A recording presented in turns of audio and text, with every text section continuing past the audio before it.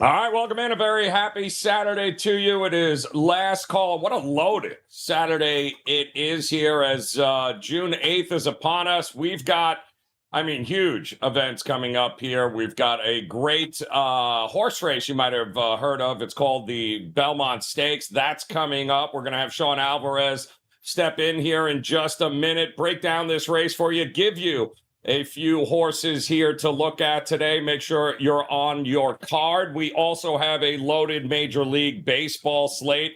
We've got L.A. and New York in New York. We've got another New York and Philly team in London. Go figure. And just about everything else in between. And how about the puck finally dropping in the NHL Stanley Cup Finals, not too far from where the studio I'm in now is, in fact, here as Florida will be taking on Edmonton. We have a little bit of a breather before we kick off game number 2 in the NBA Finals. That is coming up tomorrow back in Boston as Dallas tries to even that series. So we've got a little something for everybody here today. And if you're nice in the chat room, Dan has promised to maybe drop in a PLL play since Eric D is already groveling 5 minutes before the show even started to try to get those damn plays. So you guys are in for a treat here. Tokyo Brandon will be by Bryan Power on location from his latest, I believe, investment in a bar. We'll have more on that later for you. And then, of course, Jesse Schule is stopping by here today. He has got a couple of angles, not only in the NHL game here tonight, but maybe the NBA. So a little something for everyone. We're going to kick it off with our man, Mr. Pony Pundit himself, Sean Alvarez, in the house, ready to go. You got to love these Saturdays, Sean, right? You're out in Vegas over there, so in order to truly enjoy race day at Saratoga this time here, what time's your morning start there? Because first race will be about 9 o'clock in the morning by you? No, actually it went off about 15 minutes ago at 7:45. There you go. So yeah, I was up at about 4:30, just making sure, all the I's are dotted, the T's are crossed as far as scratches and weather goes, to make sure that we're ready. So yeah, the Belmont card at Saratoga is underway. We've got 15 minutes to race 2. Fingers crossed the rain stays away, which I believe that it will. And we've got a lot of good races. I believe it's 9 graded stakes races on the card. So outside of just the Belmont Stakes, we've got a lot of competitive racing to hopefully catch some prices. Yeah, absolutely. Huge day in racing here today, guys. We'll tell you how you can partner up with Sean in a minute, but let's talk about this big race here. It seems a little crazy. We're talking about the 158th or 59th running of the Belmont Stakes, but it's in Saratoga. It's not in Belmont. So, Sean, the big difference there, of course, is this is not a mile and a half. It's a mile and a quarter at Saratoga. We have 14 Todd Pletcher horses, I believe, to talk about in this race. So let us talk with a couple of horses that you think are actual win contenders out of the 10 here. This isn't a 20-horse race like the Derby was. We do have 10 horses, but you got to narrow it down. Give me 1 or 2 you think actually can win this race. Yeah, I'm really going to kind of narrow down my card as far as the win end to really 2 horses. And I don't mean to eat chalk as far as, grabbing the morning line favorite in the second choice. But if you look at what Sierra Leone has done, he's won 3 of his 5 starts, and his only 2 losses are by a nose. We all kind of remember what happened in the Kentucky Derby. Tyler Gaffalione and Sierra Leone were flying home late and just lugged in kind of like he's done at least in his last 3 starts, including that Kentucky Derby, and ran right into Forever Young, and it just kind of pinballed bumper cars the whole way down the stretch. And to me, and I think a lot of other people think this way as well, if Sierra Leone and Forever Young don't kind of bumper car in the stretch, one of those 2 win the Kentucky Derby. And we're not talking about Mystic Dan winning the Kentucky Derby. Now, Chad Brown was very vocal and outward on his displeasure with Tyler Gaffalione. Apparently the stick or the whip, have you, was supposed to be in the left hand, going around the turn to kind of get Sierra Leone to focus and straighten up. And Obviously, that didn't happen. But if you look at the last two starts in the Bluegrass and the Risen Star, Tyler Gaffalione had the whip in the left hand and was going to the left-handed whip throughout the stretch and just couldn't get Sierra Leone to not lug in. So Chad Brown has taken Tyler Gaffalione off the horse. We go to hands down my favorite jockey in Flavien Prat. So you get really a good horseman and a good rider that understands what horses like and to get them to settle. And then Chad Brown has also changed the bridle to give Flavien Prat a little bit more control. So he is going to come flying late. I don't think he needs necessarily the pace to run into. He's always going to have that late big kick. The big question mark with that morning line favorite is, can Flavien get him to straighten up and not lug in 6, 7, 8 paths? Whereas we saw that really came to be the outlier in the Kentucky Derby. And then my second choice and the second choice in the morning line is the 10 Mind Frame. It's a lightly raced colt by Constitution, cost $600,000 in the Keeneland September sale. So it was always kind of in the forefront of Rapoli's stable's mind and Todd Pletcher that this was a horse that was meant to be pretty good, and made his debut at Gulfstream Park back in March.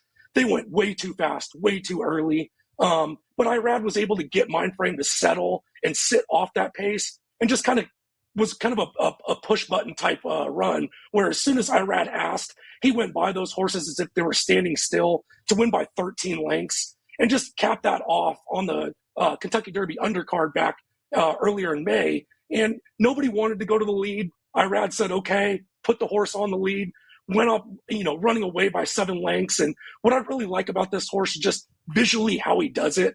He just has a high cruising speed. He's going faster than all the other horses in the race, but yet he seems to settle. So those are the two horses that I'm really going to lean on the front, on the top end, but then hopefully get at least a price or two underneath to make this pay a little bit better. All right. Well, and that's the whole key, right? So we're going to have to try to stay away from the chalk as best we can, although they've been talking about Sierra Leone winning this Belmont since before he raced in the Kentucky Derby. So it's an interesting crew outside of that, right? Because we've got, you mentioned Mystic Dan, I think the only horse that's actually will have raced in all 3 of the Triple Crown races there, as far as the Belmont, the Preakness now. The Kentucky Derby, the Preakness, and now the Belmont here. But a lot of love seems to be coming towards the number 2 horse, Resilient. Seems to be a horse that a lot of guys are centering around to build their card here today because they feel that might be the best value on the card. Are you in agreement with that, Sean? Is number 2 Resilience a horse you're keeping an eye on today? Yeah, absolutely. I mean, obviously, there's a lot to like about the fact that his odds are 10-1.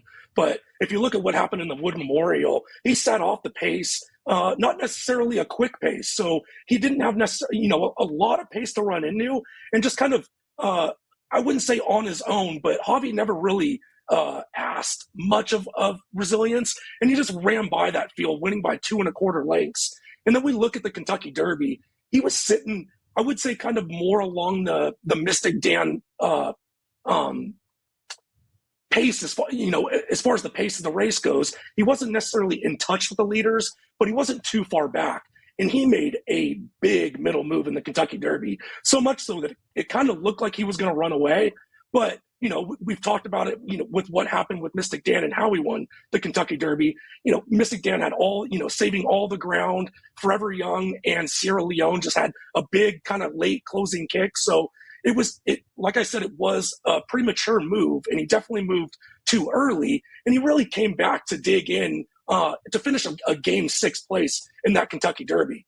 Now Alvarado stays on, kind of understands what Resilience likes and what his running style is. So I think Alvarado is really going to have Resilience in a good pocket spot and try to make that, I wouldn't say middle move, but a little bit later of a move to really influence that late kick. So definitely think the 2 Resilience is a player at 10-1. Yeah, I mean, he drew the 18 post in the Derby, which wasn't great, turned a lot of people off there. But actually, I think he came all the way up to finish 6th. So, a pretty good ride there and at a pretty good number. which is interesting. Now let's take a look here at your card today with the horses that you're looking to build around here, so we can get an idea of what we're looking at here, Sean. And you are going to you're going to start with Sierra Leone and Mindframe, obviously up at the top here. We talked resilience, but a lot of guys trying to stay away from Seize the Gray. Perfect Trip aside. But what do you think? Anna Marie was the one horse that was the wise guy horse, as Marco said on Pony Pundits earlier this week. There was a lot of money flowing in on that horse, and he's still running, I think, at the Derby. But he's back here for the Belmont. And is that a good thing? Is that a bad thing? Is this horse have the potential here to sneak in and hit the top of the board? Yeah, so if I'm going to play the favorites up top, we definitely got to look and try to get this to play a little bit better, pay a little bit better underneath with some prices. So I think the big thing is that I'm going to fade our Kentucky Derby champion, Mystic Dan. I just don't think that he really has a closing kick to put away a pretty good Belmont Stakes field that, compared to what we've seen kind of in the recent years. And, you know, like I said, if you look at the Kentucky Derby, all that mattered was that he saved ground and was scraping paint the whole time. Probably saved 5 to 6 lengths compared to, you know, the likes of Sierra Leone and Forever Young. So I don't like the way that he finishes races. So I'm going to try and beat Mystic Dan as far as in the exacta goes. And I am going to use the one Seize the Gray. While he's not Mystic Dan as far as racing in the Kentucky Derby, the Preakness, and now the Belmont, Seize the Gray did run on the Kentucky Derby undercard in the Pat Day Mile. We're in a big race in that race. And then, you know, like you alluded to, Joe, he did get a perfect trip in the Preakness, but you can't really knock a horse on doing what he was asked to do. And he did it well, put away, you know, the likes of Mystic Dan, put away the likes of Catching Freedom, which I really liked in going into that race. So that is a horse I'm going to use, especially at the price. It's not like we have to swallow a short price there. And then, you know, you kind of touched on it with Honor Marie. The big thing with Honor Marie is he just tends to get in trouble and find his own trouble. It's not like, you know, he has a bad trip and other horses are bumping into him. It's almost like he's running into trouble. So we do get a jockey switch with Florent Giroux. Hopefully we get a little bit better of a run. And, you know, again, 12 to 1's a good price to get underneath to spice that up. And I do like the longest shot in the field at 20 to 1. Like I said, Chad Brown takes Tyler Gaffleone off. The morning line favorite. Now he's the longest shot in the field. I think maybe we see a little bit of a chip on the shoulder from Tyler. Hopefully a big ride and a big effort, but I really like what this horse has done, kind of more on watching tape wise instead of just kind of looking what's on paper. He hasn't necessarily had the best trips in the Wood Memorial and the Peter Pan, but he really digs in and tends to never give up. And that's the type of running style I really like in a big race like this. And like I said, we get a little bit of a chippy Tyler Gaffleone, maybe can clunk up into second and really make this pay out if we're eating chalk up top. All right, well, there you go. You got a few horses to choose from here today. 10-horse field, race 12 at Saratoga. And yes, it is the Belmont Stakes, but it is in Saratoga because in New York, no construction project ever finishes on time. And we'll probably be there for the next few years anyway. And you guys know exactly what I'm talking about. Sean Alvarez, you have a huge card here today. Pick threes, pick fives. It is a loaded card at Saratoga. You mentioned all the stakes races there. Up and available right now. Guys can partner up on your page at WagerTalk. And what? They'll get not only your exact tickets there at the Belmont, but the rest of the day's card as well? Yeah, the second race is about to go off in 3 minutes, but there's a 14 race card. And like I said, there's 9 graded stakes on the card. So get my full card selections, suggested wagers, and wt.buzz/SA.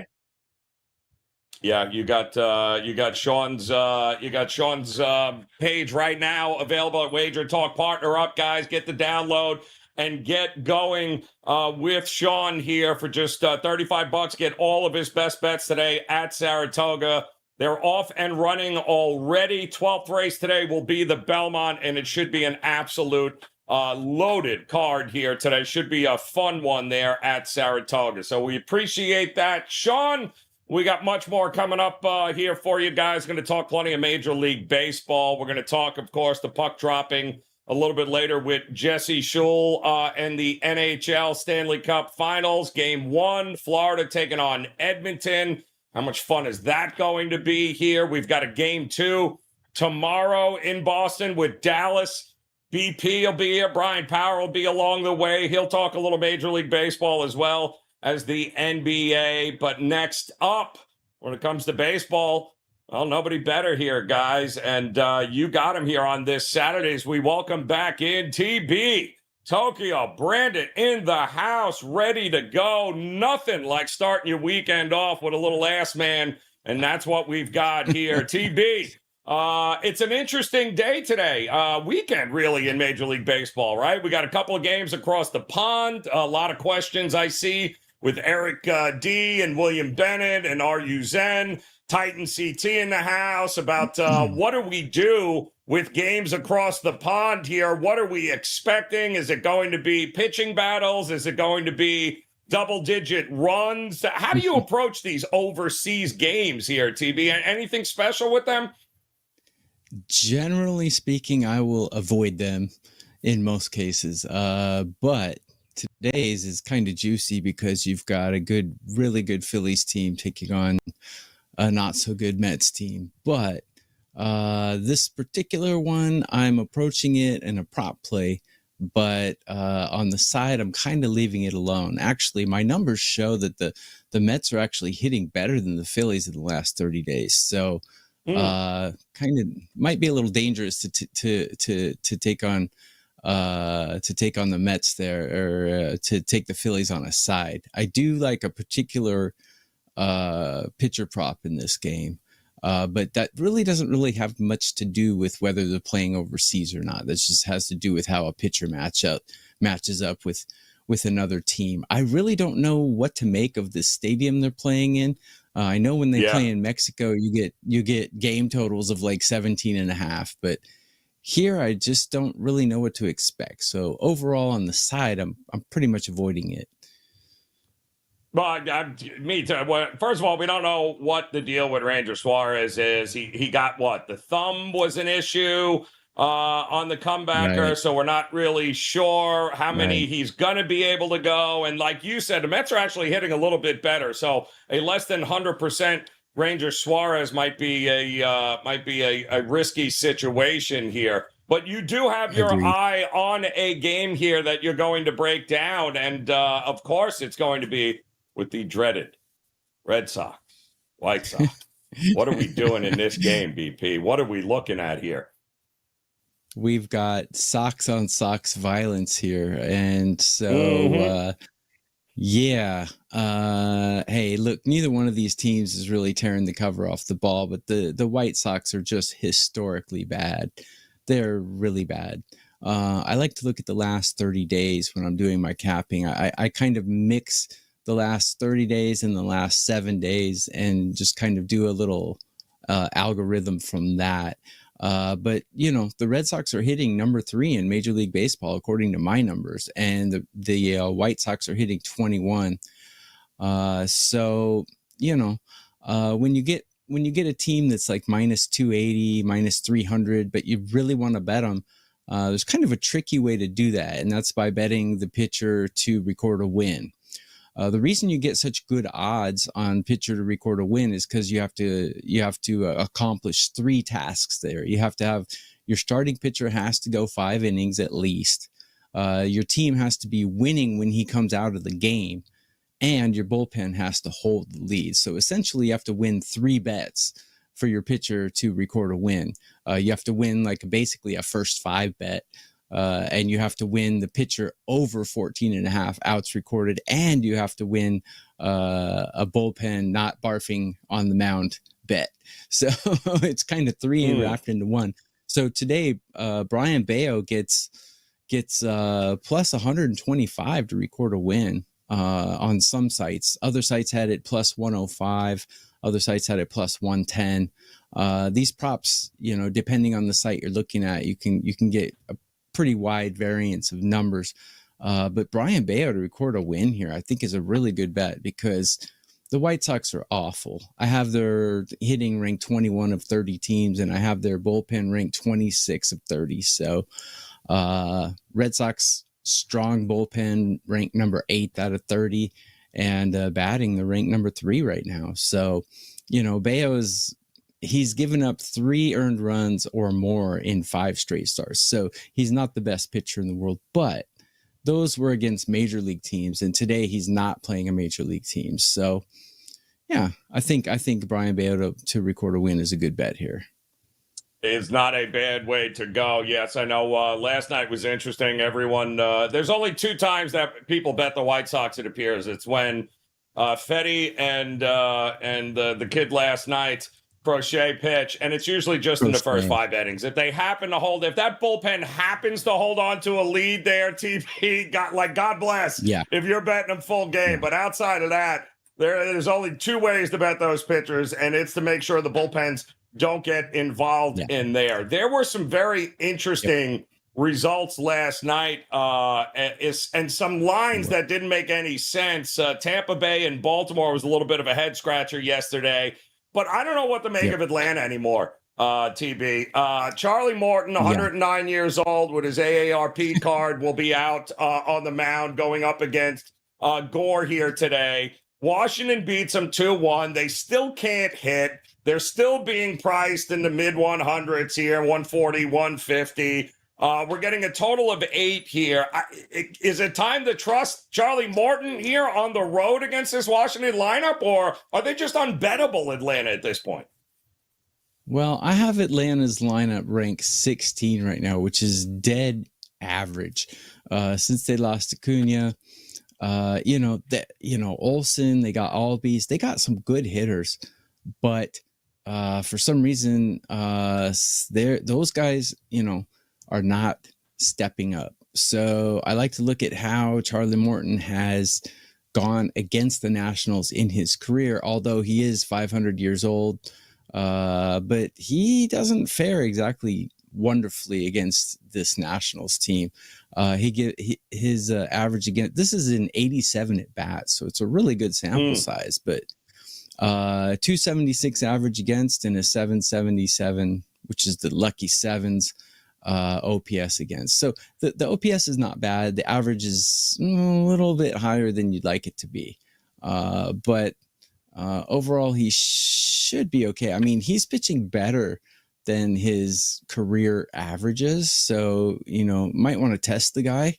But, he's like Roger Clemens pitching better when he's 40 than when he was 20. But if you look at how Mackenzie Gore goes against Atlanta in his career, he's held him to a 197 average against and a 597 OPS. So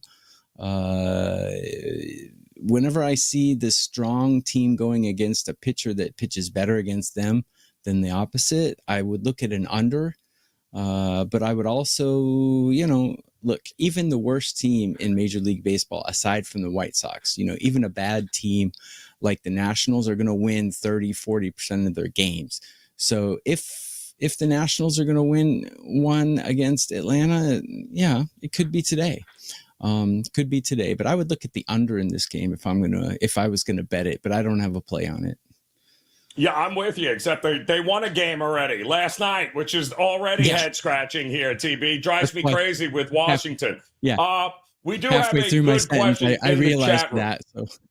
Yeah, I know what you're saying. I know, but I'm with you. If Atlanta had won last night, and that's what I was hoping for, this was a game I had circled to back Washington. But unfortunately, they threw a wrench into that. Good question in the chat from B. Rusky, I believe, wanting to know on the WagerTalk.com live odds page, trying to figure out what the color coding means. And it's pretty simple there, B. Rusky. The yellow, red, and the green all signify a time period. If you see anything changing in red, that means that is changed within the last 2 minutes. If you see anything that's color-coded in yellow, that means that line has moved within 5 minutes, the last 5 minutes. And anything green you're looking at something that's the oldest move on the board, usually about 10 minutes or longer. So the red is always going to show you that, boom, it just moved, it's moving, and if you see it light up across the board,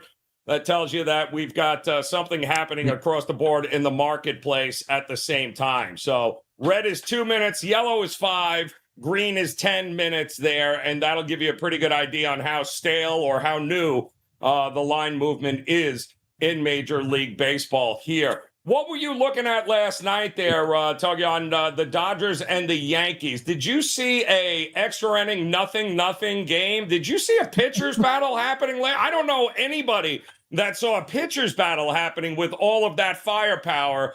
Were you a little shocked with the way that game ended up? I was a little bit shocked, and Yamamoto was great in that game. And, you know, he has a tendency to barf on the mound under pressure, but he was solid yesterday. And then the Yankees were starting some guy, I can't pronounce his name, so I expected the Dodgers to run away with that. I did not expect the Yankees to hold the Dodgers that low. But, you know, the Dodgers' big three, Ohtani and Freeman and Betts, they've been a little off. I mean, they've been a little cold these days. If I look up my database for hitting for teams rankings, I have the Dodgers ranked 14 out of 30 teams. So they're kind of, you know, toiling in mediocrity, just like the Braves are right now. So I don't know, you know, baseball is a marathon. It's a long season. Unfortunately, that's not looking good for my future bet on the Dodgers to go over 103.5 wins. It's not looking good right now. No, it's not. And Nestor Cortes, although he looked good pretty early on. His last couple of starts have been anything but. He's starting to find the barrels again. We're starting to get a lot of hard hit balls. The Dodgers have crushed lefties pretty well this year. This is a tough spot to want to back the New York Yankees again in this one here. So Grove has been pretty good there, TB, over his last couple of starts, too. I've been kind of shocked. He's really starting to come into his own. Another one of these Dodger pitchers where you're like, it's a 4 or 5 starter, and what are they going to get? They're going to score 9,000 runs for him anyway. Well, like you said, they haven't been scoring runs for him, but he has been keeping them in a lot of games here so far. Pretty impressed with this kid, although he's going to be in Yankee Stadium, which may be a little bit different for him here. You mean Stone? Yeah, Grove Stone, rather. I'm sorry. Yeah, Stone, yes. Yeah, Stone has been, actually, he's one of those guys who's really good that nobody's ever heard of. He's actually has 8 starts, and he's got a 119 whip in those 8 starts. Crazy. And it's not like he's been just playing the cream puffs, although he has gone against Colorado and Miami. But, you know, he's played the Mets twice as well. But, you know, he's gone against San Diego. They got a pretty potent lineup. He's gone against Atlanta. He's gone against the Diamondbacks. So, I mean, you know, any major league team except for the White Sox has got legitimate hitters on it. He's going 7 innings, 6 innings, 6 innings, 7 innings, 6 innings. He's going deep in the games as well. Yeah. So very impressive. You know, Nestor Cortes has pretty decent numbers against these Dodgers in his career, although the sample size is a little small, but we're probably looking at another under today. Yeah, I would not be shocked at that at all. Sitting at 8.5, the over is starting to get juiced here a little bit, but I think Stone and Cortes, if they hit Cortes, that's a problem. And everyone else seems to be hitting them. Obviously. I know there was a couple of questions, Eric D, in the chat. You wanted to know about the park in London, and everything that I am seeing on this park, 390 dead center field. That's what you're looking at. The weather report is apparently calling for double-digit wind out towards right center field. They are comparing this ballpark to Fenway as far as the ball traveling and the wind and those kinds of dimensions there, where certainly a hitter's ballpark. So if you're expecting a pitcher's battle at this park, I don't know necessarily that's the way to do it, but the wind is going to be double digits and blowing dead out to right center field there today here. All right, so we got one other couple other games here that are in the chat room. And Eric D wanted you to know that he is actually on his Japanese toilet right now in honor of you, making his bets and watching us. I don't know if I should thoroughly be disgusted there or good stuff there. Appreciate that, Eric. Glad you're doing the right thing here. Tell me what you think here of another pretty interesting matchup here today with Tampa Bay and Baltimore. Bradley versus Bradish. Baltimore has got to figure some things out here, TB, with this starting rotation, because everyone seems to get hurt and then has surgery and they're gone. I think they're going to be players at the trade deadline here. I didn't understand the pick'em price in yesterday's game. This game here today, Baltimore, a little bit, 120. What are you seeing? 125, 130, somewhere in that ballpark there? Yeah. Yes.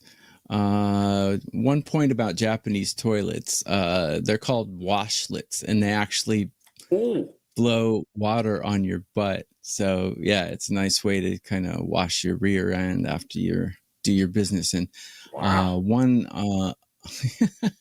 we call that a hose in my house there, TB. I'm just saying that's we open the window and it's a homemade bidet. It's fantastic over there. I'm sorry, you were saying.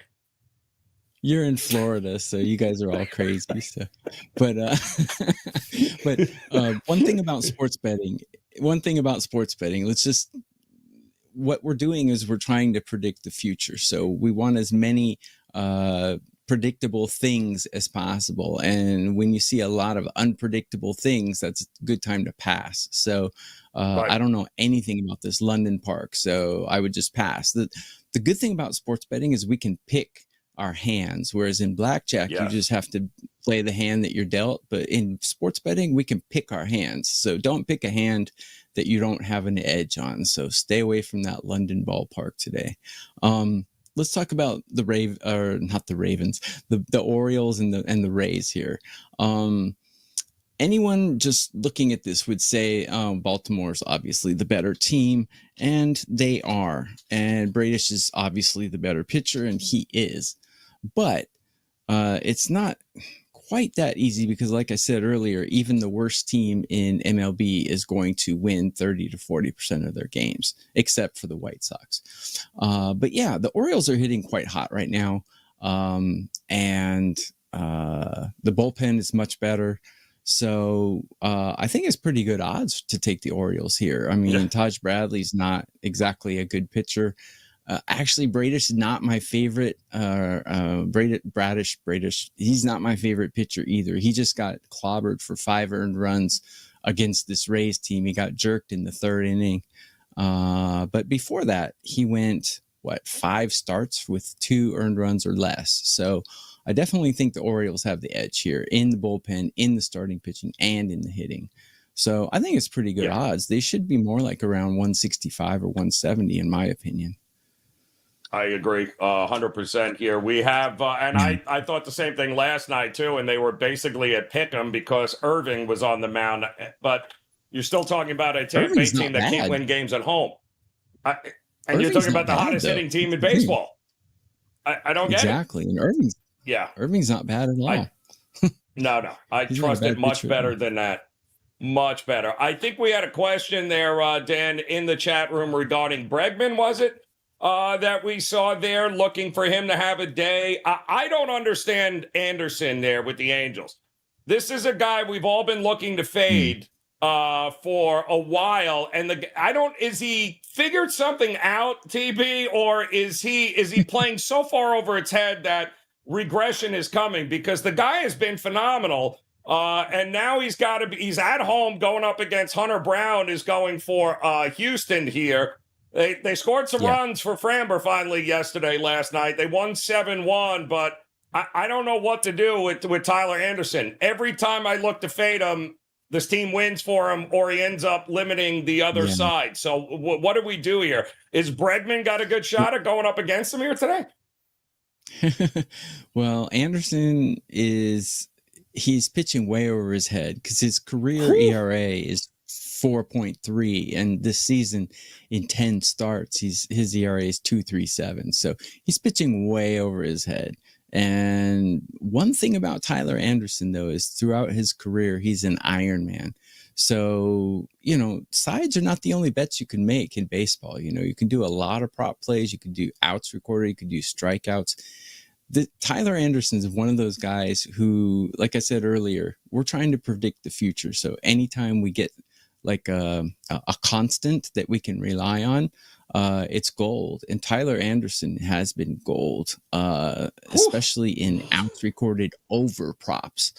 I mean, the guy, let's see, I can count right now only 3 starts out of 12 that he did not go over 5 innings, and he generally finishes 6 innings. He generally finishes 7, and in almost every start, he's over 96 pitches in his starts. So, they leave him in, even if he's getting tagged, they leave him in.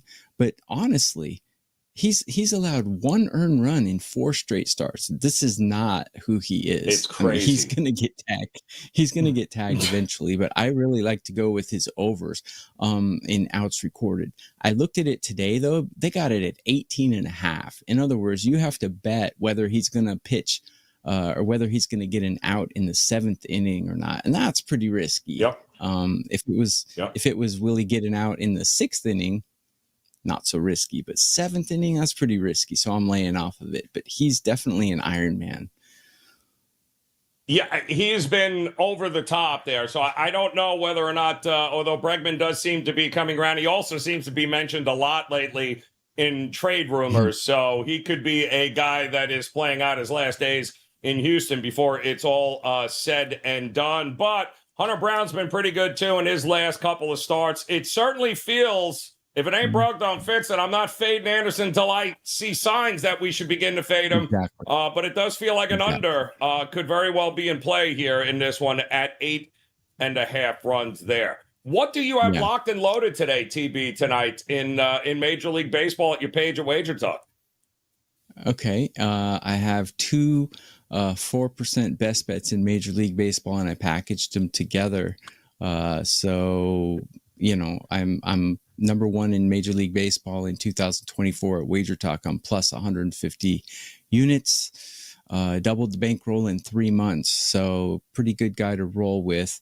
I've been number 1 in all sports 3 of the last 4 years. So pretty good guy to roll with if you feel like betting Major League Baseball today. I like what you said, Joe. You're exactly right. You go with a streak until it doesn't happen anymore. You never bet something is due. If you bet something is due, you could lose 2, 3, 4, 5 times in a row. If you bet a streak, if you bet a streak until it doesn't happen anymore, the most you can lose is once. So I totally agree with your logic there. I can tell you have been a betting man for a long time. I don't like Hunter Brown very much. I don't like Hunter Brown though. No, you're right though. He's been better as of late though. But he's also going up against one of the worst lineups in Major League Baseball. So that'll play a factor, I think, in this one here. But it ties back in. Do we trust Bregman? It's a tough spot. Look, I like the under. Don't like Bregman in this spot. Astros are the most underperforming team in all of Major League Baseball this year. By far. Yep. By far. I agree. 100%. All right, TB, get out of here. I know you're going to be late for the Kiss concert, says Roger Long in the chat room there. So always a pleasure to see you, man. Best of luck. Make sure you visit TB over on his page at WagerTalk. We still got a couple of guys ready to come up here. We're going to talk NBA game number 2 coming up tomorrow. Mavs and Celtics. We'll have much more Major League Baseball coming your way, not to mention the puck is dropping, guys. Finally, feels like it's been a month and a half since we've had any Stanley Cup action, but we do. Tonight, Florida, Edmonton, game 1. We've got a bunch of different ways to look at this. Jesse Schule is going to stop in, and we're going to talk some NHL as well as NBA, Major League Baseball, and whatever the hell else Jesse wants to talk about. We'll go ahead and do that. But in the meantime, I did lose a bet. So here he is, Bryan Power, ladies and gentlemen. Unfortunately, BP.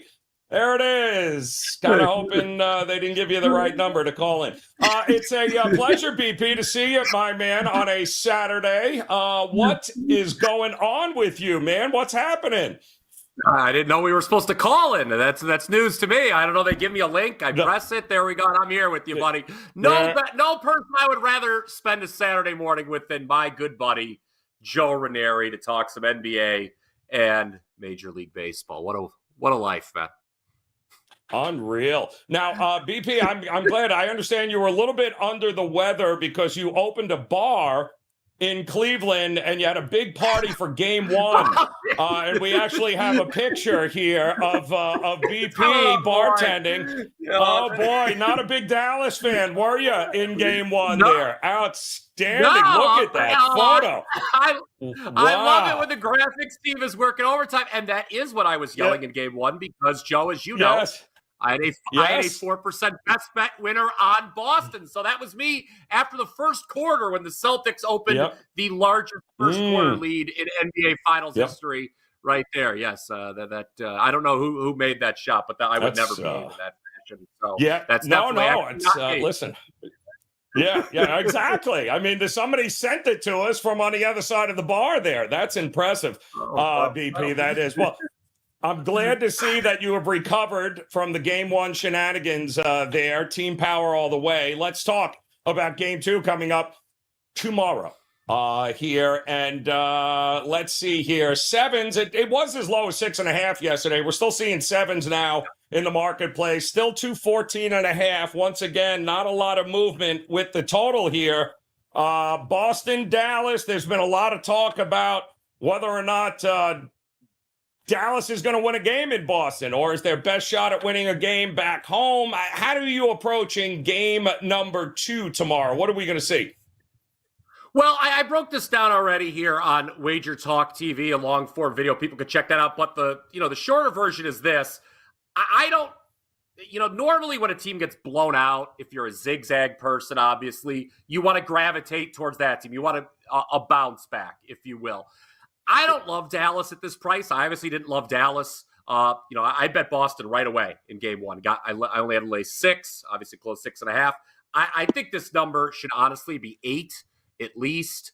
So I'm not running to the window to back Dallas. Now, I do think we probably saw something close to the floor for Dallas offensively in Game 1, Joe. As you know, they shot exceptionally poor, 41.7% from the field overall, 7 of 27 from 3, which is just 26%. I would fathom that they are going to shoot a lot more threes in Game 2. They have to. They have no chance in this series if Boston is out-mathing them by taking 15 more threes per game. The Dallas just has no chance because with more attempts comes more makes, generally speaking. And so I expect Dallas to up the three-point usage. Kyrie, who, if you saw my appearance earlier in the week on WagerTalk today, I said to bet him under 23.8 points per game for the series. I'm feeling pretty good about that bet right now, Joe, because he only scored 12 in Game 1. He did not take a single free throw attempt. He was 0 for 5 from behind the arc. I would expect Kyrie, to be better. Luka. He's going to be better. So Dallas is going to score more here. Interestingly, I was just looking through. There's only been one stretch all year where they've gone multiple games in a row not scoring 100. It was the final 2 games of the regular season when they didn't care. I believe Kyrie and Luka didn't even play those games. And then the first 2 games against the Clippers in round 1. So it was a 4-game stretch. Other than that, they've never had back-to-back games where they didn't score 100 points. So I'm expecting a bounce back offensively from Dallas, but that doesn't necessarily mean they're going to cover the spread because Boston, what they did in Game 1, Joe, as you know, it was basically an average game for them. 16 of 42 is spot on their average makes and attempts from 3 for the year. So I think both these teams can score more points than what we saw in Game 1, and I'm looking at ways to play the over which we can get into here in a moment. The first half, I think, is certainly one of those overs that I will attack. So you're thinking first half over, and I've been trying to correlate the side and the total here, and I just don't know if I can do it. If we're thinking over, we're thinking Dallas is going to be a little bit more efficient, make a few more threes, because they have a math problem. And the thing that worried me the most about the over in Dallas is that Boston showed absolutely no interest in continuing to go in any tempo whatsoever with a lead.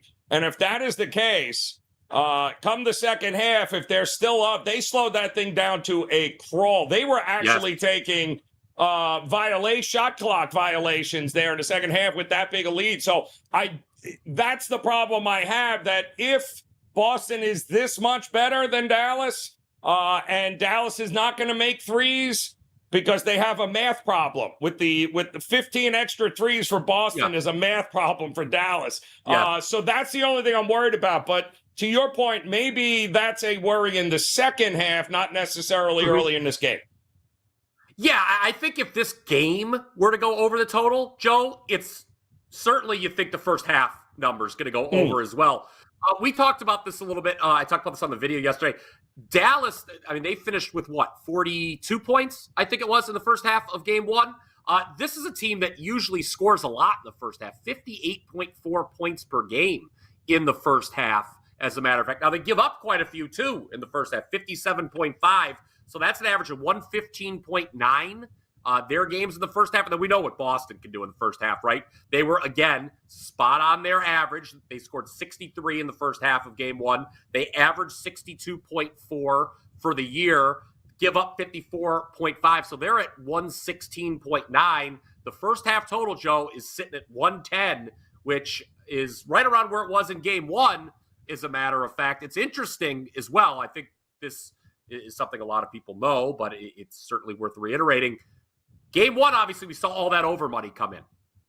We have not seen any movement with this total now. You know, by tip-off, it was at 217. We're still sitting at 214.5 here. I gravitate towards the first half over because, like you, I do worry if Boston gets up again, the tempo will slow dramatically in the second half. Yeah, it's going to be interesting to see what happens with this total, not to mention with this with the side, because it was at 7.5 as soon as the game was over, about 11:30 on Thursday night there, BP. It was 7.5. It lasted for about 5 minutes. The sevens came in. I saw 6.5s popping up yesterday. It looks like there's a little more buyback now. We're starting to see 7.5s again, 7 rather. If you got the 7.5, and it looks like Big Daddy did in the chat room, so kudos to you here, my man. But if you were getting 7.5, good. I think the betting public, it was a clear sharps and public divide in game one. Yeah. The pros were on one side, the Joes were on Dallas. It was very clear from the start here. I think the public is giving them one more shot here. It could be, BP, to get within. And again, they don't have to win this game, but we're talking about keeping it close enough at 7.5. And we know the Boston Celtics are notorious for taking their foot off the gas, and game twos have been horrific for them. Don't forget, the game two in Indiana, they almost lost game one in overtime. So that was a different story. They didn't blow them out in game one. Every blowout in a game one by Boston has led to an absolute debacle in the second game at home here. Are they able to get past that? Because if they are, Dallas could very well be in trouble in this series. Yeah, and let's not forget the Mavs got the deficit from 29 to 8, basically within 12 minutes of actual game time. So there was that Boston malaise that you spoke of we saw early in the second half. I agree with you. I think Dallas is going to be maybe not as large of a public dog as they were in game one, but I still think they're going to be a public dog here. When we started this discussion a couple minutes ago, I said the number's just not high enough for me on the road with Dallas. I mean, tip your cap to what Dallas has done so far, but Boston, to me, is clearly the better team here. And, it's funny that the media gets its talking points and runs them into the ground. But in the case of Kristaps Porzingis, Joe, you really can't overstate what a difference he made in that game. I mean, he was out of his mind in the first half.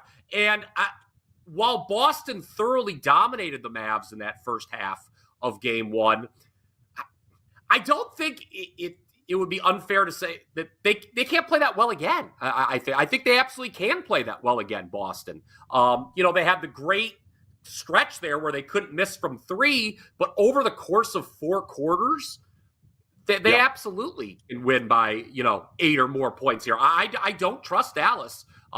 Only getting 7 now in this spot, and like you said, the early line move that could be just some zigzag stuff or what have you. But the number's not high enough for me. It's going to be interesting what it's at in game 3 when this thing moves back to Dallas. Yeah, Lord Farquaad back in the house. Always a pleasure to see you, my man. I can't even believe there is a Sean Evans sighting in the chat room. Holy damn, dude. Been looking in the obituaries for you. What is going on, Sean Evans? Welcome back to the pack here, man. He does like Luka here getting a touchdown. Lord Farquaad says, listen, it is a 1 seed versus a 5 seed after all. They certainly didn't play like a 5 seed in the West in much deeper competition. So I don't know that is necessarily a right narrative there. Listen, I do think anytime you have Kyrie and Luka on the court and the history of Boston getting a little lackadaisical. Look, they did it in the third quarter, right? They did it in the third quarter. They, that lead was only 8, and that is very possible again to happen in this series. And can Dallas steal a game? Yes. Is it going to be maybe when they get home in game 3? Yes, probably. But we've always said it, BP. The biggest problem with Boston, if they don't win the championship this year, is Boston. It's probably not going to be anything the other team does. Boston will always be its biggest, worst enemy. If they've closed the door on those skeletons in the closet, then I think they'll be just fine. They'll win this thing in all likelihood 5, at worst 6 games here. I still am not convinced this is going to be a sweep. All right, so we got NBA tomorrow. Can I add a couple things? I just want to add a couple things just to address the thing. Number one, with Boston, remember Tatum and Brown only combined for 38 points. So when I say they can certainly score more in game 2, there you go right there. The 2 stars only had 38. Also, in regards to the commenter who talked about it being a 1 versus a 5 seed, which is, of course, factually accurate, just to throw this up, teams that close above minus 180 as series favorites in the NBA Finals, like Boston did here, they have won the NBA Finals 28 of the last 31 times. Meanwhile, non-top 3 seeds in the NBA Finals have only won 1 of their last 9 appearances. Boston is a 5 seed. Just wanted to throw that out there. That, well, I'm not saying it's the end-all, be-all, and the reason Dallas is going to lose the series is they're a 5 seed. But when the commenter talked about this being a 1 versus 5 seed, there are some historical trends that back up that is a mismatch, no doubt. Yeah, no, it is. And listen, they did an amazing job, flawless execution for Boston. They're going to need to do it 3 more times. They're certainly capable of doing it. But again, winning the game and covering the game from our perspective could be 2 totally different things. And hopefully it is 2 totally different things for those that are holding Dallas tickets, getting ready for game 2. All right, so let's go with it here, BP. By the way, shout out to those of you in the chat room hanging with us here. John Lim in the house here. Jesse Schule coming up, guys. Going to drop some knowledge. Not only something tells me he is not going to be a big fan of the Boston Celtics coming up, guys. I'm just telling you right now, if you're a Dallas backer, you're going to love to hear what Jesse has got to say here. Also, he's going to break down this NHL Game 1, the Stanley Cup Finals coming up your way. Don't forget to hit that thumbs up for us. We certainly appreciate you guys taking the time to hang with us on a Saturday. So, BP, baseball today. Loaded card. You've picked, of course, one of the most obscure games nobody's interested in looking at. So why don't we go ahead and start with that game as we have the Detroit Tigers taking on the Brewers. Did the Tigers play yesterday? I can't recall if they were scheduled. They were scheduled. Yeah, oh, they were scheduled. Wasn't Olsen supposed to pitch?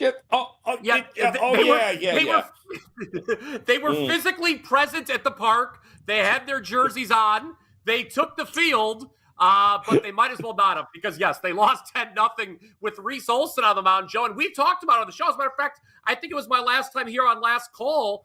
I said to back Olson, he was one of the most hard luck pitchers in all of baseball, and he won that day. I think it was against Toronto. Well, yesterday, hopefully you did not back Reese Olson and the Tigers because they got rocked 10-0. All that scoring for the Brew Crew came in the first 5 innings, much of it off Olson. But here's the thing, Joe, when you look at Saturday's rematch, the odds going into yesterday's game, it was basically a pick-em price. Detroit was even a short favorite at some shops. Now you have a situation off a 10-0 win. Olson's not pitching for the Tigers. Milwaukee is a prohibitive favorite on the road, and I don't really agree with that, quite frankly. I know Freddie Peralta's pitched well for him, and Casey Mize has, well, he's not pitched all that well for the Tigers, but plus 1.5 is now a very affordable option here on the home team. Detroit, I'm not sure if you could trust a Milwaukee offense that was held to 2 runs in 3 games in its last series. Granted, that was against Dan Alexander's Phillies. But I don't know if you could trust the lineup like that to win by 2 or more runs again today. This has the feel to me of a low-scoring game. And again, it just this is all about price for me. Yesterday, again, Tigers, even money. Now today, we could grab plus 1.5 at minus 115, minus 120. I like it. Give me the Tigers getting the 1.5 head start.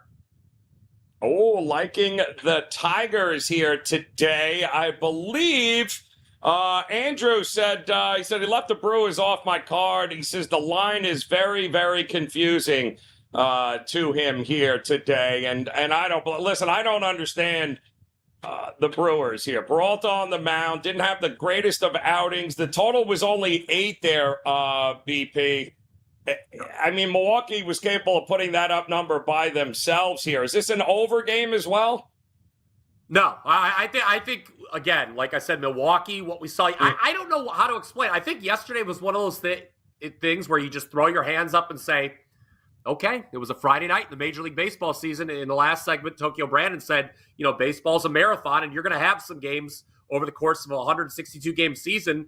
You just look at it, you scratch your head and say, I don't know how that happened. I mean, Olson, while he wasn't getting wins, it was inarguable that he'd been pitching well. And for him to get shelled the way he did, he gave up 12 hits in 4 innings. That's just awful. I don't know what that was, especially against a Brewers lineup that, like I said, did nothing at the plate in their previous series, which, again, admittedly was against the Phillies, who have a great pitching staff. But I don't think that we see the same kind of offense from Milwaukee today that we saw yesterday. I just don't. Appreciate it, Ray in the house, telling everyone, let's go, hit that thumbs up, hit the like button for us. I mean, my goodness, who else is going to bring you Bryan Power, the bar owner extraordinaire here? If you guys have not seen him bartend, you're going to have to check it out. It is absolutely outstanding. It does not get any better than that. Really, I'm a strong guy, really Joe. A nice place too. I heard. I looked on Yelp. Not a lot of positive things to say about Team Power Bar, but that's okay. We appreciate it. Let me ask you, if we can, what we're going to do with your Guardians. I did not understand the line yesterday. No, where Miami was a slight favorite in some books before first pitch there, but today not so much. They're still laying $140. On the road against Miami. I believe it's Lively going for you today here with the Guardians.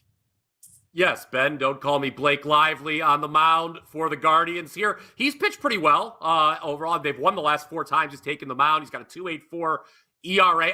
Look, I'll be honest with you, as I'm always honest with you. I'm always honest with people. I had Cleveland yesterday. I didn't understand that price either. And, it turns out the price was the price for a reason. Miami got the win. I wonder if that can maybe be chalked up to the fact that, the Marlins had the off day on Thursday. The Guardians, they were wrapping up a series with the Royals. I was willing to look past that because the Guardians had a rain out on Wednesday. So they had an unscheduled off day before that. But, it's interesting. The Guardians, their offense has been so much better than expected this year. It did nothing yesterday with just 2 runs. It did nothing in that finale. The Thursday loss to Kansas City, very uncharacteristic. As a matter of fact, Joe, let's go ahead and say both these losses, the last 2 days for Cleveland, uncharacteristic because it's been on the bullpen. I've come on these shows many times and told the people how great this Cleveland bullpen is. I'd put it up against any bullpen in Major League Baseball. And they've come in situations where they had the lead or it was a tie game and they lost. The loss was on the Cleveland bullpen. I don't think that would happen again. So if you like Miami, I think you have to attack early on this. You would have to maybe look first 5 if you liked the underdog in this situation, because I can't see the Cleveland bullpen faltering a 3rd consecutive time. Just can't. Jesse Schule has a fantastic comment in the chat room, basically pointing out the fact that your love for Boston probably comes from the fact that most of those bottles were empty behind you at the bar, and I'm not going to argue, Jesse. That looked like a lot of recyclables going on in the back there. Not a lot of liquid in that top shelf bar behind you there. 20 points. They won by 20 points. It was. I think there was yes. There. it was a nice win. I know lots of other people had. It was a nice site-wide thing too. I saw Ski. Yep. I saw Merrill had 5% plays on him. There were a lot of. Again. Yep. Doesn't mean I'm going to come back with them in game 2. I play no favorites, Joe. You know that. I'll turn on a team. No, I know. Listen, but Jesse, I was a little more impressed with the straw behind his ear, but that's okay. That's a story for a different day. EV Evans in the house here has got a question for BP. What's the best approach when you're looking at pitchers that are new to the league here? And we see this throughout the baseball season. Are you a guy there, BP, that does look at what kind of numbers? Certainly, I think strikeouts and walks are the big things for new pitchers in minor leagues. There's a couple of different sites to be able to pull that data. You want to know exactly what you're looking at. Can a guy control? Can he not? How do you approach some new pitchers here, BP? Typically, there's stay away from. I like to see something at the big league level. I can't remember I don't know if all season, and I'm just going off the top of my head, obviously, I don't think I've played on or against a guy making his big league debut this year. I don't think I have. You didn't bet Skeens? You weren't a big Paul Skeens guy? No, I didn't bet because there was so much hype behind him, obviously, that, I didn't think the price was right. It's something I like to see with my own eyes, what we have. I like to get some data at the big league level. So I don't want to say I've never done it, but it's something I rarely do. There would have to be something else in the water, so to speak, not in the tequila, but in the water, that would cause me to bet a game with a guy making a big league debut. Yes. I would. To me, it's all about location, velocity and location. Yeah. Has he shown a propensity to walk everyone in the AAA, AA, wherever they're calling him up from? Does he have the kind of velocity and the spin that's going to be a problem? Baseball Savant's pretty good with that, guys, if you're looking to get that kind of information there, EV Evans. But at this level, it's all about, can you put the damn ball where you want and the catcher is asking for it? If you can, you might have some success. If you can't, that might be a pass altogether there. Phillies and Mets here. Ray is looking at the over. And again, for those of you just joining us, we told you this ballpark, by all indications that they're playing in London, because you're trying to figure out what the dimensions are. I get that. And it's 390 to dead center field. I think that's the biggest part of the ballpark. Wind is blowing out double digits, right center field in this game here today. Most people compare it when you compare ballparks.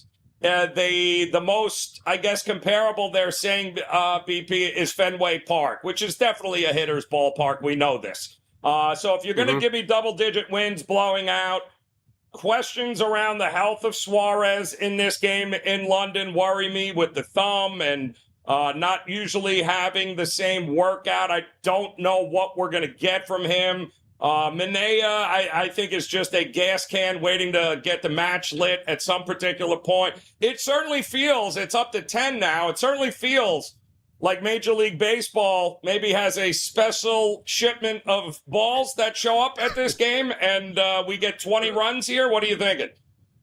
Well, we've seen that in international games before. Now, similar to the question we just had about, first-time starters, I tend to say, let's take a look. An unknown ballpark like this, same thing. I'm not on this game.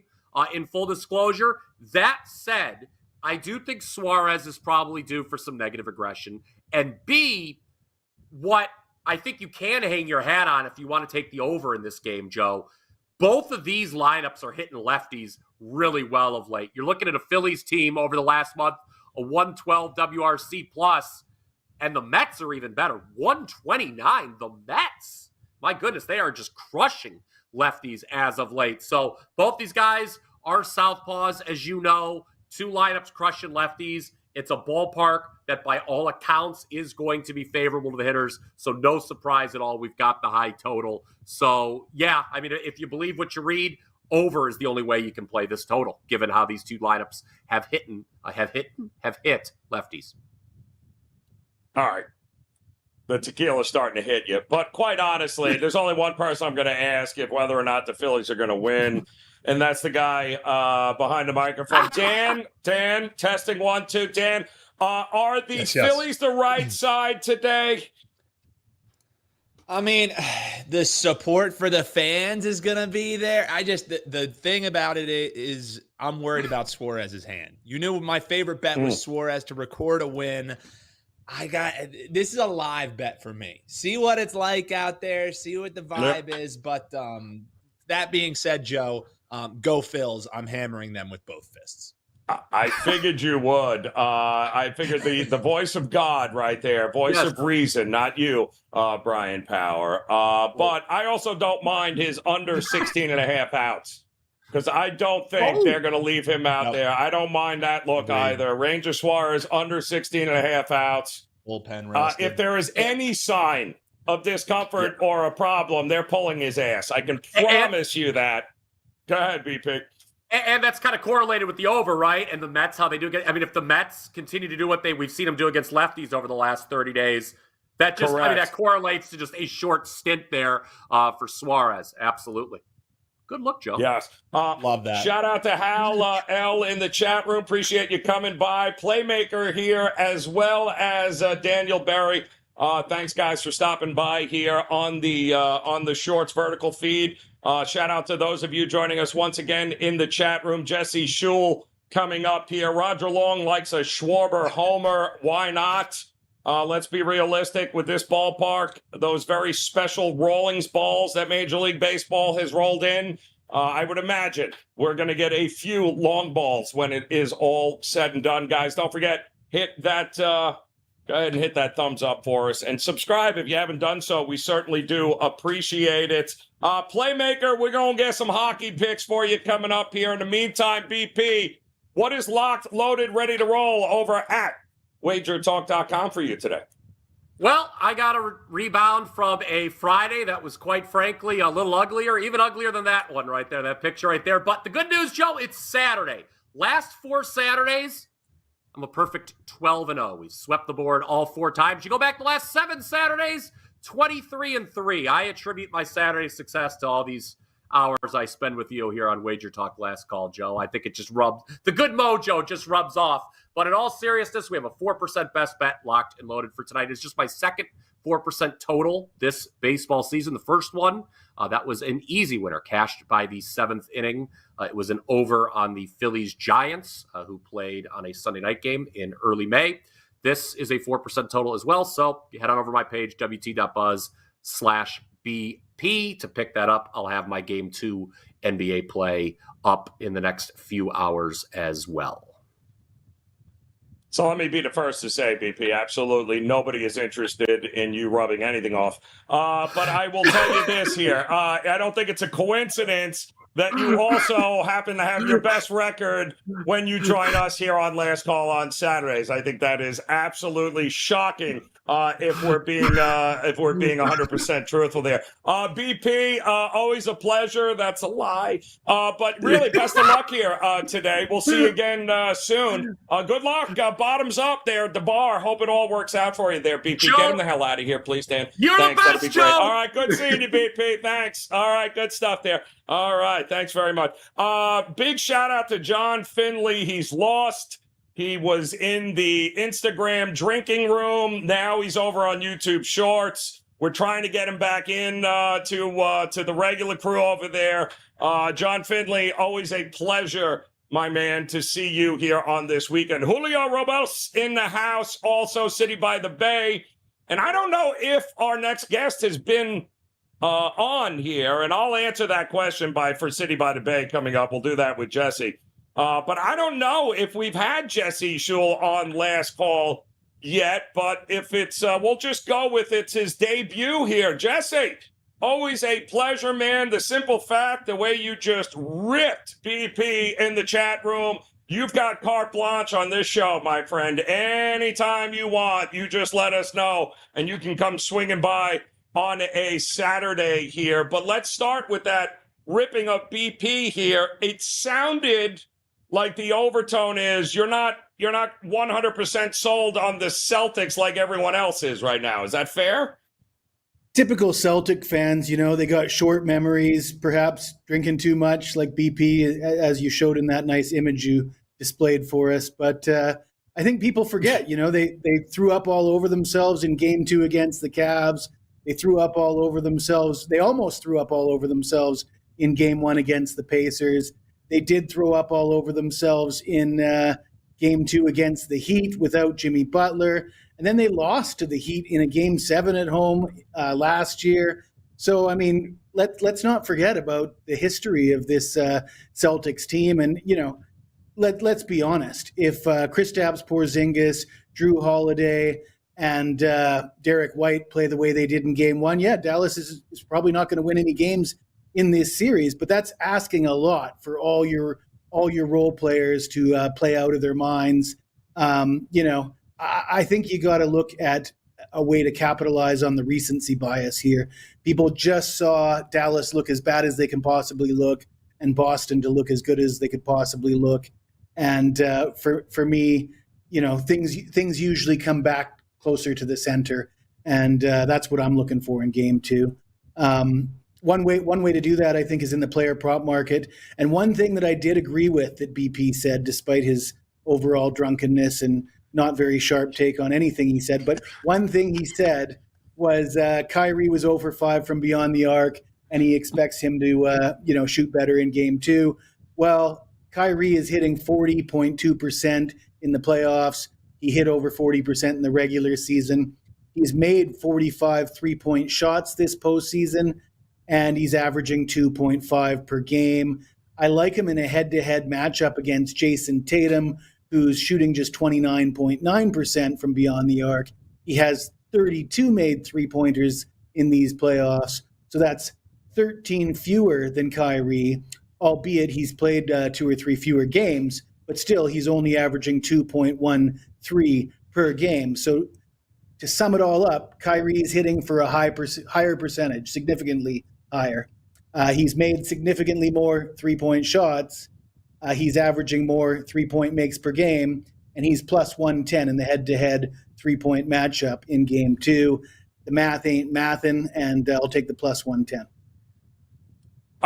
It's amazing to me, Jesse, just the pure fade, even before Game 1 of Kyrie, as if he's like he's Obi Toppin. No offense, John Finley, but what do we like? You don't think he's going to at some point in this make a difference for Dallas, even if they don't win the game? He's still, he's still a Hall of Fame style player. He's still with Luka. They're still the best combo out there.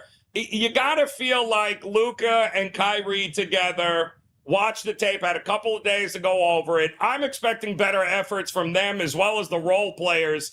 They're not getting swept is what I'm getting to here, Jesse, which a lot of people are now switching to believe that it's over for Dallas after one game. Yeah, I think one of you guys said it earlier on this show or maybe on yesterday's show. Maybe you and Andy yesterday I was listening to you, but I certainly think you can come back with Dallas here in game 2. And if they don't cover or win or cover or both, there'll be a really good bet in game 3, specifically for the first half. So that's one thing I'm looking at is I'll probably be on Dallas in some fashion here in game 2. But if that doesn't pan out, I'm not going to be deterred to come back with them in game 3, probably for the first half. So I just want to recognize Sports Avenger there complimenting me, saying that apparently I look like a Pennsylvania farmer today. I could stand up right now, but then that WagerTalk thong would be in everyone's face, and you probably don't want that too. So, but they are available in the shop room. I appreciate you pointing out my Amishness here, Sports Avenger. Always a pleasure to see you there. And by the way, Jesse, you're ripping and continuing ripping of Bryan Power. Much welcomed here on the show. So again, carte blanche anytime you want to come on here. All right, we've got a game coming up in the Stanley Cup here. Finally, it feels like it's been forever, Jess. And the Panthers taking on Edmonton. I hate to say it, but the entire country of Canada is behind Ed.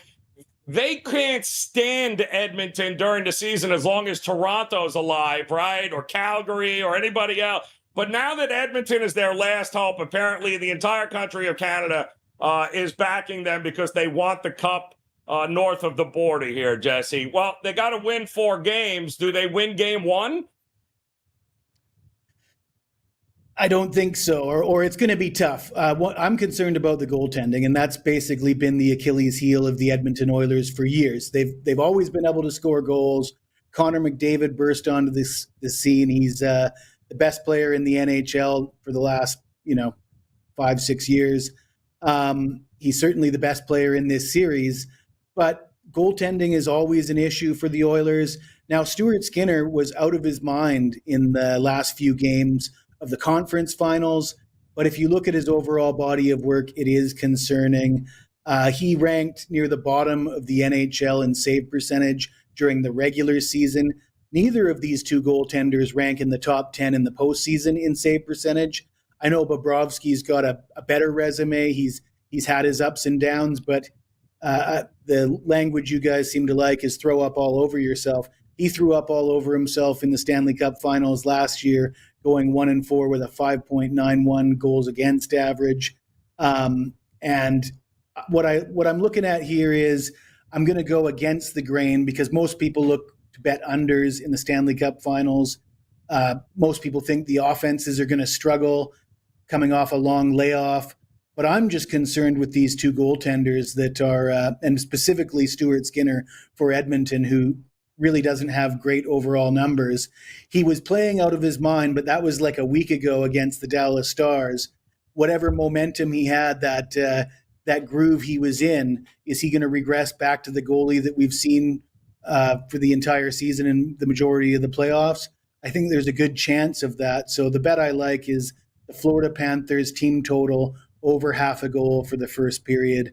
I think Florida's going to come out strong, and I don't have too much faith in Stuart Skinner early in this hockey game. Jesse, that's well done, Sean. Well done in here. We got a bunch of fashionistas in the chat room, Jesse. You don't get that at WagerTalk today. I'll tell you that right now. Let me ask you this though, because if you like Florida over that half a goal in the first period, do you like the over first period altogether as well? You expect Edmonton to do just the same? How much do you factor in the layoff here? 6 days, 7 days for both teams here? Are we getting rust at this particular point?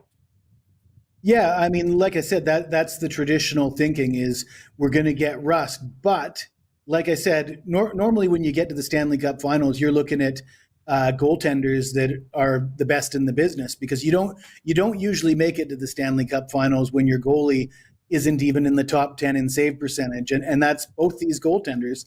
And like I said, we saw Bobrovsky really vomit all over himself in last year's Stanley Cup Finals. Yep. So I think I'm looking for rust for the goaltenders, and I'm looking for, Edmonton's got the best power play, not only in the regular season, but that's carried over into the postseason. They got 19 power play goals. Florida is number 2 with 14 power play goals so far. Both teams have great offenses. While there is going to be some rust, I would lean over here. And it's so funny too when you look at, and this was the thing that stuck out to me, Jesse, not because I'm a half hour from the stadium and that I'm going to be at the game tonight, or that I'm a Panther guy, but when you look at the path for the Florida Panthers to get here, I mean, Vasilevsky, Ullmark, Swayman, Shesterkin, the best of the best that the East had to offer in net here. And meanwhile, Edmonton beat up like on like the backups to the backups here. It's not exactly murderer's row that they've had to face. This will, without a doubt, be the best goalie I think that they have gone up against. And in the meantime, this will be the worst goalie that Florida. They've beaten much better than Stuart Skinner. And if you're spending all your time worrying about protecting Skinner and your Edmonton on defense, well, that means there's a lot less focus on trying to get past Bobrovsky, who not many top lines have been able to do so far in the playoffs. Yeah, I mean, when you match them up, Stuart Skinner versus Bobrovsky, you have to give the edge to Bobrovsky. But like I said, he's been inconsistent as well. You look at his numbers in last year's finals, they leave a lot to be desired. And as I stated already, neither of these two goaltenders rank in the top 10 in save percentage in these playoffs. But the fact that Florida was able to score goals on Shesterkin, certainly that's a massive step down going from Shesterkin to Stuart Skinner. So, I think you could be onto something with Florida. I think Edmonton's going to get their goals too. I mean, Connor McDavid is he can score on anybody, if you ask me. There was a prop I saw too. It's interesting along your way, because while everyone is looking for less goals in this series, and both defenses have been phenomenal, penalty killing has been great on both sides. Edmonton, the best penalty scoring team in the NHL here. Panthers certainly held their own. 5 or more goals in every game of the series at 5-1. You think this could very well be a much higher scoring series, than, especially early, than some guys are thinking here, Jess? I think that's because if Edmonton's getting theirs, we know Florida is going to get theirs on Skinner. It could very well be we get 5 or more goals. You think we're going to get some of those 3-2 games, 2-1 games in this?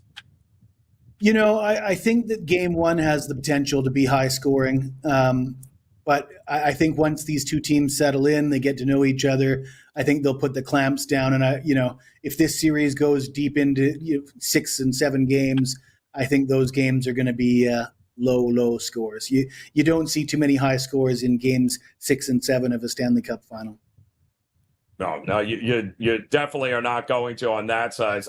Bennett plus 120 for a point, says Hal L. I agree with you on that one here. I also certainly think the save prop is interesting tonight. I've seen a lot of guys think that Skinner's going to see more shots than he has seen, and he has seen plenty. I mean, Dallas was peppering him there. If Oilers are only going to shoot 10 shots on Bobrovsky, they're not winning, Jess. They're not winning. So I do think maybe both offenses there and the shots and the save props or shots on goal props there for the goaltenders, not a bad look because I think 27.5 for Skinner here tonight.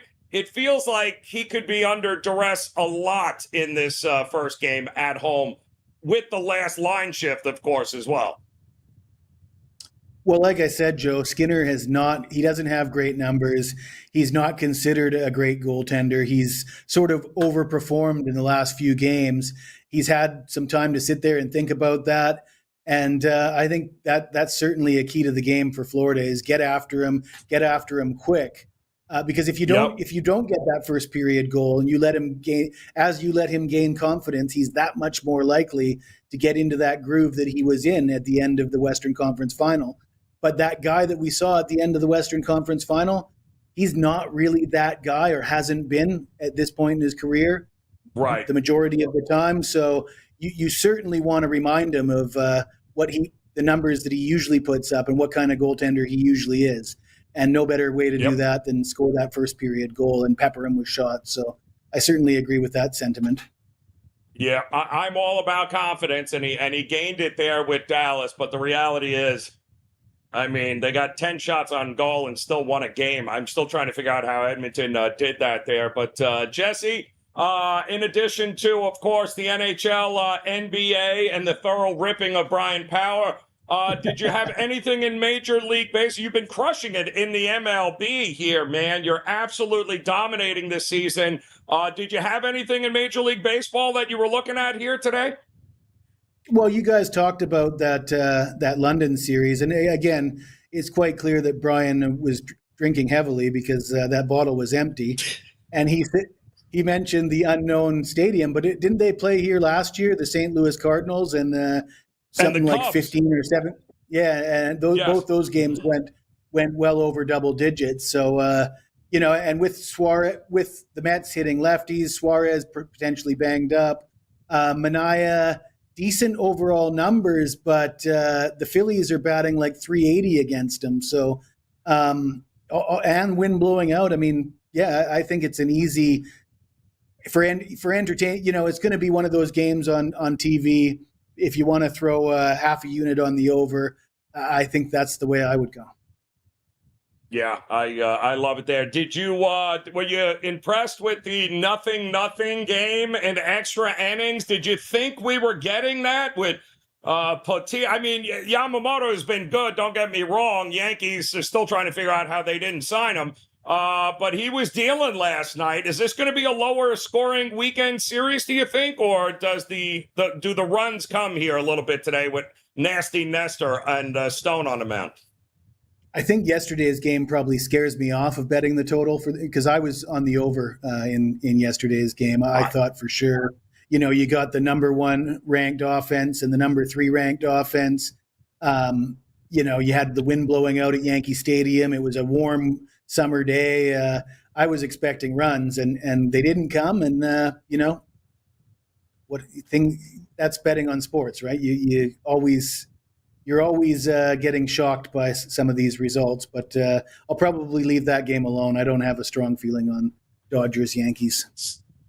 I'm worried about Nasty Nestor because he's been getting tattooed. The barrels are coming, and the Dodgers have been pretty good against lefties, much better than they were a year ago against lefties here. And if he can't locate, this could be an ugly day for good old Nasty Nestor, but it's always good. 7:00 Eastern time will be the first pitch in that one. A lot of day baseball here, and I believe City by the Bay had a question for us there, Dan, asking, I believe, what was the most underrated, do you think, Jesse, Major League Baseball team thus far, or being underlooked in the market that you would keep an eye on here? Is there a team that has stuck out to you that quietly is doing? Listen, we've had this in years past, like Baltimore. The last couple of years, backing them with the plus 1.5 runs was just an absolute gold mine. The market never adjusted on them. Is there a team here this year you have noticed that maybe overperforming and the market is underperforming on them? Okay, well, obviously, most people would agree that the Colorado Rockies and the Miami Marlins are the 2 worst teams in baseball. Colorado has always been they've always been a good bet at home. And around a week ago, they had won 3 straight home series. I think 8 of 9 they had won. They didn't do so well in their last home series, I don't believe. But I think as we get deeper into the season, you might look for Colorado as a home dog. Is something that I'm going to keep an eye on. They still got veterans in the lineup that can hit. They've got a few pitchers that I think with Gomber and Block that are underrated. So when guys like that are pitching for Colorado at home and they're an underdog and they're in that environment that they're used to and their opponents aren't, moving forward, keep an eye on Colorado as a home dog is how I'll answer that question. And City by Bay, it's not an over thing because it ebb and flows with 162 baseball season, right there, Jesse. There are teams that underperform. There are teams that overperform. There are teams that the market loves regardless of whether they're winning or they're losing and will always overvalue. But I've been saying this now for over the last week or so. There's going to come a time when Cincinnati is going to figure it out at the plate. And they have been doing just that. And it starts with Ellie De La Cruz. And as long as he has been less than stellar and he's finally starting to see the ball, I mean, the Great American Ballpark is a sandbox. There should be nothing but runs always scored at that place.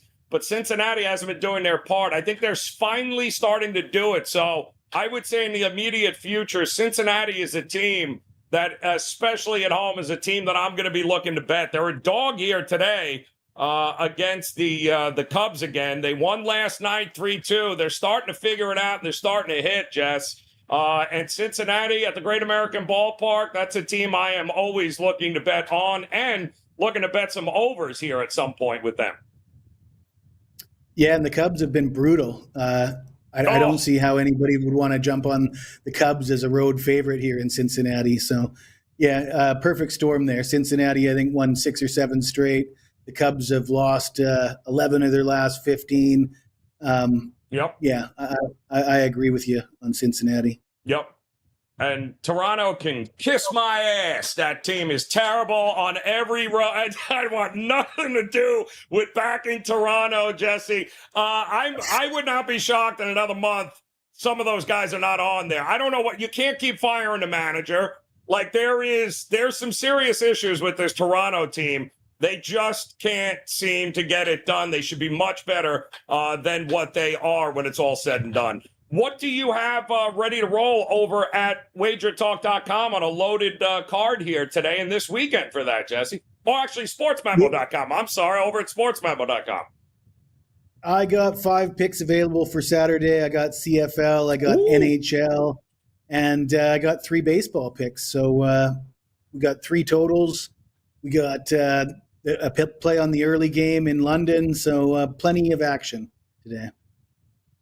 Little something for everybody here today. And make sure you head over to sportsmemo.com and check out Jesse Schule. Go grab those plays, guys. No better weekend to start partnering with Jesse than right now. Roger Long took the Reds at plus a run and a half. Ben Brown pitching. Yeah, I will take the lineup of the Reds over the Cubs any day, especially at home here. Definitely a team we're going to look to go. Let's go Panthers. What else can we say, guys? What else can we say? I'm sorry, Big Daddy. I didn't mean to rip Toronto, but, one word, like the Maple Leafs. What do you want? You rip them. Everybody rips them over there. Jesse Schule, best of luck here today. Crush it. Thank you again for ripping Brian Power. I'm so glad I'm not the only one. Titan CT, City by the Bay. We've got Dosey Boo in the house. Are you Zen? The crew, John Finley, even though he was in the wrong chat room, but always a pleasure to see you figure it out. Went through the wrong door. Roger Long, always good to see you guys. Don't forget, hit that thumbs up if you could on the way out, guys. That would be much, much appreciated here. Andrew, let's go Panthers. I am with you here. Playmaker, Hal, always a pleasure to see you guys. Again, just a quick thumbs up, guys. We would certainly appreciate it, and get ready each and every Saturday. This is what we do here on Last Call at Wager Talk. So if you want to hit that subscribe button, you can do that as well. But any which way you cut it, we got plenty more basketball, NHL, Major League Baseball. And before we know it, guys, less than 90 days, we got football in our lives again. So a lot going on here. We appreciate you all. Best of luck with all the plays here today. Come back and see us again. Until then, cash those tickets, guys. Good luck today, man. We'll see you again soon.